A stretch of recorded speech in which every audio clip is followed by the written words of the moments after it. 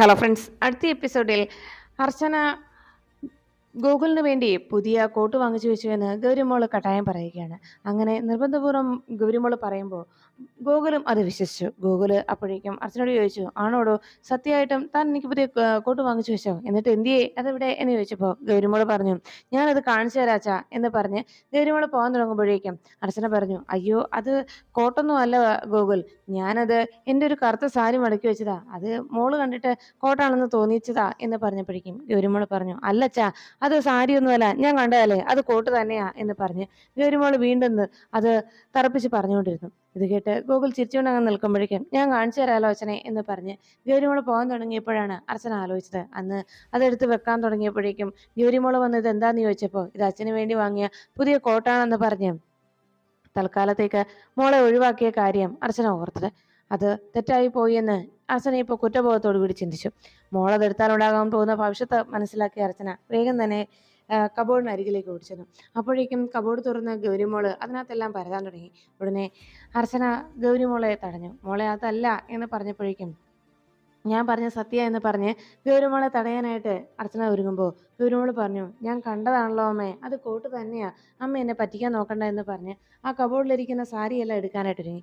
അതിൻ്റെ ഇടയിലിരിക്കുന്ന ആ പർദ്ദ എടുക്കാൻ ആ നിമിഷത്തിൽ അത് കയ്യിലേക്ക് എടുക്കാൻ തുടങ്ങിയ ഗൗരിമോള് അപ്പോഴേക്കും അവിടെ ഉണ്ടായിരുന്ന ബാക്കി സാരികളെല്ലാം കൂടി താഴേക്ക് പോയി. അയ്യോ എന്ന് പറഞ്ഞ് ഗോകുലും അത് നോക്കി നിൽക്കുമ്പോഴേക്കും അതെല്ലാം പെറുക്കിയെടുക്കാനായി അർച്ചനയും ഗൗരിമോളും താഴേക്ക് കുഞ്ഞത് പെറുക്കുമ്പോൾ സമയത്ത് ഗോകുലിന്റെ ഫോണിലേക്ക് ഒരു കോള് വന്നു.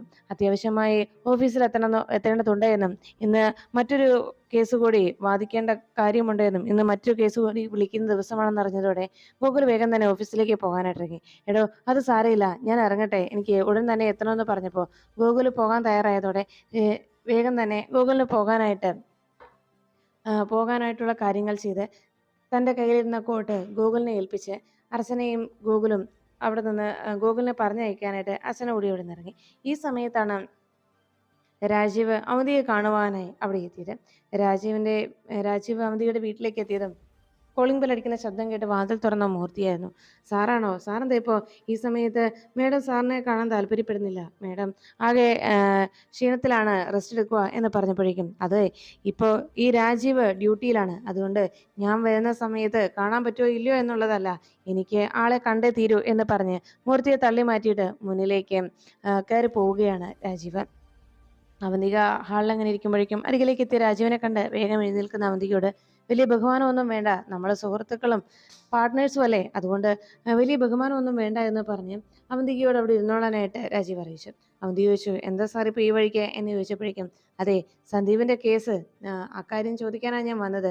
ഇവന്റെ കയ്യിലൊരു പരാതി സ്റ്റേഷനിലേക്ക് കൊടുത്തു വിട്ടല്ലോ, അപ്പൊ പിന്നെ അതിനെക്കുറിച്ച് സംസാരിക്കേണ്ടതുണ്ടല്ലോ. ഇന്ന് കേസിന്റെ കാര്യങ്ങളൊക്കെ ഞാൻ അറിഞ്ഞു, അതുകൊണ്ട് തന്നെ മനഃപൂർവ്വം സന്ദീപിനെ നിങ്ങൾ അവിടെ നിന്ന് മാറ്റി നിർത്തിയിരിക്കുന്നതല്ലേ, അതെനിക്ക് ഉറപ്പാണ്. നിങ്ങളുടെ എതിരാളിയായ സന്ദീപിനെ നിങ്ങളുടെ കൂടെ കൂട്ടി എന്ന് തെറ്റിദ്ധരിപ്പിച്ചിട്ട് നിങ്ങളുടെ ഗസ്റ്റ് ഹൗസിൽ താമസിപ്പിച്ചതിന് ശേഷം അവനെ കേസിന്റെ ദിവസം മനഃപൂർവ്വം മാറ്റി നിർത്തിയിരിക്കുന്നു. അവൻ നിങ്ങൾക്കെതിരെ മൊഴി പറയുമെന്നുള്ള ഭയം കൊണ്ട് അവനെ അപായപ്പെടുത്തിയെന്ന് പോലും സംശയിക്കേണ്ടിയിരിക്കുന്നു എന്നൊക്കെ പറഞ്ഞപ്പോൾ ഇത് കേട്ടതോടെ അവന്തിക പറഞ്ഞു, സാർ അന്വേഷിച്ചോ, എന്ത് വേണമെങ്കിലും ചെയ്തു, പക്ഷേ ഞങ്ങൾ അവനെ ഒരു രീതിയിലും അപായപ്പെടുത്തിയിട്ടില്ല. അവൻ എനിക്ക് അനുകൂലമായിട്ടുള്ള മൊഴി നൽകാമെന്ന് എൻ്റെ കൂടെ കോടതിയിൽ വരാമെന്നും എനിക്ക് വാക്ക് തന്നവനാണ്. അങ്ങനെയുള്ള അവനെ ഞാൻ എന്തിനാണ് മറ്റുള്ളവരുടെ മുന്നിൽ നിന്ന് മറച്ചു പിടിക്കുന്നത് എന്ന് ചോദിച്ചു. ഇത് കേട്ടതോടെ അവന്തിക അങ്ങനെ അവന്തികയുടെ വാക്കുകൾ കേട്ടപ്പോൾ രാജീവ് പറഞ്ഞു, അതൊക്കെ എന്താണെന്ന് അവനെ കണ്ടെത്തിയതിന് ശേഷം നമുക്ക് സംസാരിക്കാമല്ലോ. എന്തായാലും എനിക്ക് മൂർത്തിയെ ഒന്ന് ചോദ്യം ചെയ്യേണ്ടി വരും, പിന്നെ അവൻ താമസിച്ച ആ ഗസ്റ്റ് ഹൗസ് എനിക്കൊന്ന് പരിശോധിക്കണം എന്ന് പറഞ്ഞപ്പോൾ അവന്തിക പറഞ്ഞു, മൂർത്തി സാറിന് എന്താ വേണ്ടതെന്ന് വെച്ചാൽ ചെയ്തു കൊടുത്തേക്ക്, ഇനി അതിൻ്റെ ഒരു കുറവ് വേണ്ട എന്ന് അവന്തിക മൂർത്തിയോട് അറിയിച്ചു. അപ്പോഴാണ് ആതിര അവിടെ കനകധാര ജ്വല്ലറിയുടെ പരസ്യത്തിന് വേണ്ടി അഭിനയിക്കുന്നതിനെ കുറിച്ച് സംസാരിച്ചത്. അമ്മയോട് ചോദിച്ചപ്പോഴേക്കും അക്കാര്യത്തിൽ കമലമ്മ എതിർപ്പോടു കൂടിയാണ് മറുപടി നൽകിയത്. നീ അവിടെ പോയത് ജോലി ചെയ്യാനല്ലേ, അല്ലാതെ അഭിനയിക്കാനൊന്നും അല്ലല്ലോ എന്ന് ചോദിച്ചപ്പോഴേക്കും അടുത്ത് നിന്ന് സ്നേഹയും അനഘയും അവരാലാകുന്ന വിധത്തിൽ ആതിരയെ സപ്പോർട്ട് ചെയ്തു. അവൾക്ക് അതിനുള്ള ഭംഗിയുള്ളത് കൊണ്ടല്ലേ, എത്രയോ മോഡൽസ് ഉണ്ട്, എന്നിട്ടും അതിനൊന്നും മുതലാളി തയ്യാറാകാതെ ഇവളെ തന്നെ സെലക്ട് ചെയ്തത് ഇവൾക്ക് അതിനുള്ള സൗന്ദര്യം ഉള്ളത് കൊണ്ടല്ലേ എന്നൊക്കെ കമലമ്മയോട് ചോദിക്കുമ്പോൾ കമലമ്മയുടെ അനുകൂലമായ മറുപടി കേൾക്കാനായിട്ട് എല്ലാവരും കാത്തു നിന്നപ്പോഴേക്കും കമലമ്മ പറഞ്ഞു, എന്തായാലും ആദ്യം നിങ്ങൾ ഇക്കാര്യം സച്ചിയോട് പറ, സച്ചിക്ക് ഇഷ്ടമാണെങ്കിൽ നമുക്ക് നോക്കാം എന്ന് പറഞ്ഞപ്പോഴേക്കും അപ്പൊ സച്ചിയുടെ സമ്മതിച്ച അമ്മയെ സമ്മതിക്കുമല്ലേ എന്നായിരുന്നു അവരുടെ സന്തോഷത്തോടുള്ള ചോദ്യം. അങ്ങനെ ആരാ പറഞ്ഞത്? ഞാൻ അവനോട് ചോദിച്ചു നോക്കുന്നല്ലേ ഞാൻ പറഞ്ഞുള്ളൂ എന്ന് പറഞ്ഞ് കമലമ്മ ഗൗരവത്തോടെ ഇരിക്കുമ്പോൾ സച്ചിയുടെ സമ്മതിക്കും എനിക്ക് ഉറപ്പായെന്നായിരുന്നു അനഘയുടെ മറുപടി. അങ്ങനെ നിന്നോട് ആരാ പറഞ്ഞതെന്ന് ചോദിച്ചുകൊണ്ട് ഉടനെ സച്ചി അതിനുള്ള മറുപടിയായിട്ട് അവിടേക്ക് എത്തി. അത് പിന്നെ ഏട്ടാ ഞാൻ എന്ന് പറഞ്ഞതും പിന്നെ നീ അവിടെ പോയി തുടങ്ങിയത് ജോലിക്കായിരുന്നില്ലേ, അല്ലാതെ അഭിനയിക്കാനൊന്നും അല്ലല്ലോ എന്ന് ചോദിച്ചപ്പോഴേക്കും ആതിര ഒന്നും പറയാനാകാതെ ആകെ വിഷമത്തോടെ വന്നു. അല്ല, നിനക്ക് അവിടെ ജോലിക്ക് പോവാൻ ജോലിക്ക് പോകുന്നതിലാണോ അഭിനയിക്കാൻ പോകുന്നതിലാണോ താല്പര്യം എന്ന് ചോദിച്ചപ്പോഴേക്കും ആതിര എന്ത് പറയണമെന്നറിയാതെ ആകെ വിഷമിച്ചു വന്നു. അല്ല, നിങ്ങൾക്കിപ്പോൾ എന്താ വേണ്ടത് എന്ന് ചോദിച്ചപ്പോഴേക്കും അത് പിന്നെ ഏട്ടാ ഇവൾക്ക് അഭിനയിക്കാൻ എന്ന് പറഞ്ഞതും അതെ അതെ നീ അവിടെ നിർത്തുക, ആകെ ആദ്യം തലയിരിക്കുമ്പോൾ വാലാടണ്ട, ഇവൾക്കല്ലേ പോകാനുള്ള ആഗ്രഹം, അപ്പോൾ ഇവള് തന്നെ പറയട്ടെ. കാന്താരി നീ മിണ്ടാതെ അവിടെ ഇരുന്നോ എന്ന് പറഞ്ഞ് ദേഷ്യത്തോടെ അനഘയോട് ദേഷ്യപ്പെട്ടുകൊണ്ട് ശശി മിണ്ടാതിരിക്കാനായിട്ട് അറിയിച്ചു. ഉടനെ ആതിര പറഞ്ഞു, ഏട്ടാ ഏട്ടന് താല്പര്യമാണെങ്കിൽ എന്ന് പറഞ്ഞതും എനിക്ക് താല്പര്യമില്ല, ഞാൻ സമ്മതിക്കുകയില്ല എന്ന് ദേഷ്യത്തോടെ സച്ചി ഇങ്ങനെ പറയുമ്പോഴേക്കും എല്ലാവരുടെയും മുഖമാകും മങ്ങുന്നത് സച്ചി ശ്രദ്ധിച്ചു. ഉടനെ സച്ചി പറഞ്ഞു, എന്ന് ഞാൻ പറയില്ല, നിനക്ക് താല്പര്യമുണ്ടെങ്കിൽ പോകാം. അത് കേട്ടതോടെ അവർക്ക് വലിയ സന്തോഷമായി. സത്യമാണ് ഏട്ടാ എന്നിങ്ങനെ ആതിര അന്വേഷിച്ചപ്പോഴേക്കും അതെ നിനക്ക് താല്പര്യമുണ്ടോ, ഉണ്ടെങ്കിൽ നീ പോയി അഭിനയിച്ചോ എന്നായിരുന്നു സച്ചിയുടെ മറുപടി. ഉടനെ അവർ മൂന്നുപേരും തുള്ളിച്ചാടിക്കൊണ്ട് അവിടുന്ന് പോകുന്ന കണ്ടപ്പോഴേക്കും കമലമ്മ സച്ചിയെ നോക്കി. അപ്പോഴേക്കും സച്ചി പറഞ്ഞു, അമ്മേ അവൾക്ക് അഭിനയിക്കാൻ താല്പര്യമുണ്ടെങ്കിൽ അവൾ അഭിനയിക്കട്ടെ അമ്മേ, വെറുതെ എന്തിനാ അവളെ വിഷമിപ്പിക്കുന്നത്, എല്ലാവരും സന്തോഷിക്കട്ടെ അമ്മേ, എല്ലാവർക്കും ഈ വീട്ടിൽ ആ പഴയ സന്തോഷം എന്നും ഉണ്ടാവണം, അതേ ഞാൻ ആഗ്രഹിക്കുന്നുള്ളൂ എന്ന് സച്ചി അറിയിച്ചു. അപ്പോഴേക്കും സങ്കടത്തോടെ കമലമ്മ പറഞ്ഞു, മോനെ ഞാനും അങ്ങനെ തന്നെയാണ് ചിന്തിച്ചത്, പക്ഷേ ഇതിനിടയിലും സന്ദീപ് അവനെക്കുറിച്ച് ഒരു വിവരവും ഇല്ലല്ലോ എന്ന് പറഞ്ഞപ്പോൾ സച്ചി പറഞ്ഞു, അമ്മേ അവനെ ഇതുവരെയായിട്ടും അവനെക്കുറിച്ച് ഒരു വിവരവും കിട്ടിയിട്ടില്ല എന്ന് പറയുകയും അവന്തിക പറഞ്ഞ കാര്യങ്ങൾ സച്ചി ഓർക്കുകയും ചെയ്തു.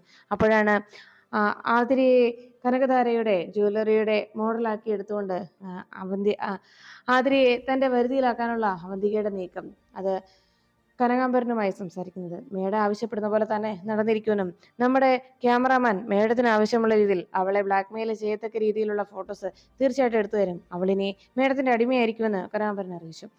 ഡേറ്റ് ഒക്കെ ഫിക്സ് ചെയ്തോ എന്ന് അവന്തിക ചോദിച്ചതും മറ്റന്നാളാണ് എന്ന് കനകാംബരൻ പറഞ്ഞതോടെ എന്നാൽ ശരി ആയിക്കോട്ടെ, എൻ്റെ മേൽ വിജയിച്ചു എന്ന അഹങ്കാരത്തിലാണ് സച്ചിയും അവളും ഒക്കെ നടക്കുന്നത്, എന്നാൽ അവൾക്ക് ഒരിക്കലും ഒരു രീതിയിലും തീരാത്തൊരു ദുഃഖമായിരിക്കണം ഇത്, ഈ അവന്തികയുടെ പിടിയിൽ നിന്ന് ഇനി അവൾ ഒരിക്കലും പോകാനും പാടില്ല എന്ന് പറഞ്ഞ് അവന്തിക അഹങ്കാരത്തോട് ചിരിച്ചു.